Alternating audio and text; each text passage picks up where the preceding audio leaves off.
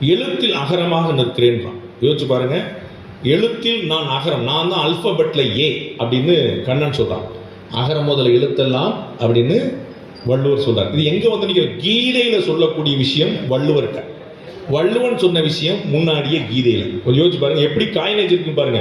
அப்ப எழுத்தில் நான் வந்து அகரமாக இருக்கிறேன் அப்படின்னா, காலத்தில் நான் அழியாதவனாக இருக்கிறேன் அப்படின்னா. ஏன்னா காலம் அப்படிங்கிறது நிமிஷம், நேரம், நாள், நாளிகை, மாசம், வாரம், வருஷம் அப்படி போயிட்டே இருக்குல்ல. அப்ப காலத்துல நீ என்னவா இருக்க அப்படின்னா, நான் 10 நாளா இருக்கிறேன் அப்படின்னா 11ஆம் நாள் வந்து முடிஞ்சிடும். 10 மாசமா இருக்கேன்னா 11ஆம் மாசம் முடிஞ்சிடும். 10 வருஷமா இருக்கேன்னா 16 வருஷம். அப்ப தெரிசன் ஏன் இருக்கும். காலத்துல நான் அழியாததாக இருக்கிறேன். Timeless time. சுத்திட்டு ஒட்டுமொத்த காலமாகவே நான் தான் இருக்கேன். முந்தின வரை கொஞ்சம் யோசிச்சு பாருங்க. பிகினிங்காகவும் இருக்கிறேன், மிடில்லையும் இருக்கிறேன், எண்டாவும் இருக்கிறேன். காலனாகவும் இருக்கிறேன். அதான் காலமாகவும் இருக்கிறேன், அழியாத காலமா இருக்கேன்னு சொல்லுவேன்.